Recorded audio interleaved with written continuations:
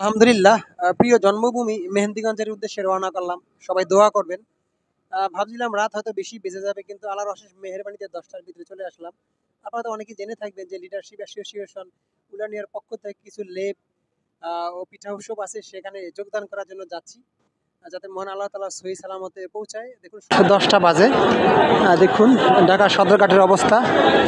বিশেষ একটি কাজে জন্মভূমি মেহেন্দিগঞ্জের উদ্দেশ্যে রওনা করেছি। সবাই দোয়া করবেন। ভাবছিলাম হয়তো রাত ১১টা বাজবে, কিন্তু আল্লাহর অশেষ মেহেরবানিতে ১০টা বাজার কিছু সময় আগেই চলে এসেছি। প্রচণ্ড মানুষ দেখুন এখনও লঞ্চে।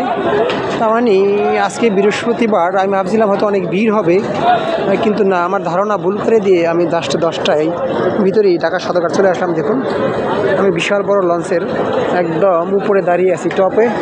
আর নিচে মানুষগুলো দেখুন এখনও কেনাকাটা করতেছে। রাত 10টা মতো বাজে। তাই আপনাদেরকে এই যে এই পানি, বেশিরভাগ লঞ্চই কিন্তু ছেড়ে চলে গেছে। এখন যে একটা লঞ্চ আছে, এটা হলো রাজারহাট বি না সি, যাই হোক, বিশাল বড় লঞ্চ। এরপর কেবিন দিয়ে ভরপুর। এই হলো অবস্থা সদরঘাটের।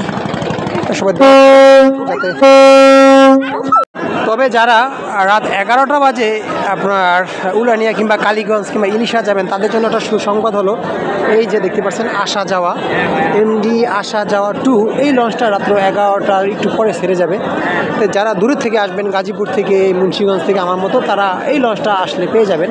পাশেই আছে রাজারহাট সি লঞ্চটা, না বি, যাই হোক, এই লঞ্চটায় আমি এখন আছি। তা আপনারা যারা এখনও আসবেন তারা দ্রুত চলে আসুন। খুবই সুন্দর দেখার মতো একটা লঞ্চ রাজারহাট বি। আমি প্রথম এই লঞ্চটায় যাচ্ছি। বিশাল বড় লঞ্চটা। আর একটা জিনিস ভালো লাগলো, এই লঞ্চটার বেশিরভাগই কেবিন দিয়ে আওতার মতো। দেখুন নদীর কত সুন্দর দৃশ্য। এটা কেবল বুড়িগঙ্গা পাড়ি দিয়ে যাচ্ছে মেঘনার উদ্দেশ্যে।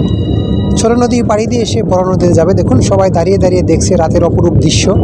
আসলে নদীপথে ভ্রমণ করার যে কি একটা মজা, কি যে একটা, দেখুন এই দুই সাইডে কেবিন, অসংখ্য কেবিন দিয়েই বেশিরভাগ লঞ্চটা একদম বুকিং করা। আমার মনে হয় যে কয়েকশো কেবিন হবে। ভালো একটা ডেকোরেশন লঞ্চটার ভিতরে, একেবারে বিদেশি জাহাজের মতো আমার কাছে মনে হলো। আমার এই প্রথমবার এই লঞ্চটায় যাওয়া। ভাবছিলাম হয়তো রাত্র 11টা বাজবে, কিন্তু আল্লাহর অশেষ মেহেরবানিতে রাত্র 10টার আগে আমি চলে এসেছি সদরঘাটে। এটা আসলে একটা আল্লাহ তাআলার মেহেরবানি। দেখুন এই দুই সাইডে কেবিন, সুন্দর কেবিন, একেবারে বাসের মতো। আপনি দোতলা নিচতলায় ছোটো ছোটো কেবিন আছে।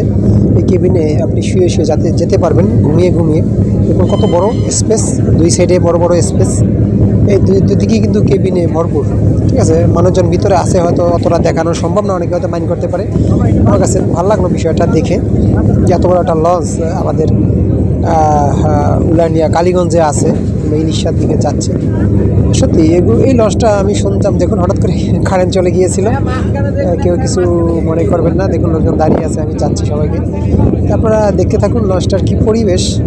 আশা করি আপনাদের ভালো লাগবে। যারা দক্ষিণবঙ্গে যেতে চান, তারা এই লঞ্চে যদি যান, আশা করি সুন্দর একটা মনোরম পরিবেশ আপনি পাবেন। এই কেবিন সাইড রেখে আমি এখন পিছন সাইডে চলে আসলাম। বিশাল একটা লঞ্চ। আসলে এই লঞ্চটা এত বড়, আপনি সামনে থেকে দেখলে বুঝবেন না। প্রায় 3-4 তলার মতো লঞ্চটা। খুব ভালো লাগলো। আমি এখন একটু পিছনের দিকে যাচ্ছি, দেখি একটু উপরের দিকে উঠি।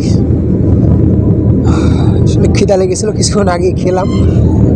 বিরিয়ানি নিয়ে এসেছিলাম, গরুর গোশত দিয়ে বিরিয়ানি সদরঘাট থেকে কিনে। ভালো লাগলো, খেলাম। খেয়ে ভাবলাম একটু হেঁটে হেঁটে দেখাই। দেখুন এগুলো কিন্তু এখানে অর্ধেকটা আবার মানুষ শুয়ে শুয়ে যেতে পারছে। বেশিরভাগই কেবিন, তারপর কিছু জায়গা আছে যেখানে মানুষজন শুয়ে শুয়ে যাচ্ছে, দেখতে পাচ্ছেন হয়তো আপনারা। এখানে কিছু মানুষ শুয়ে আছে।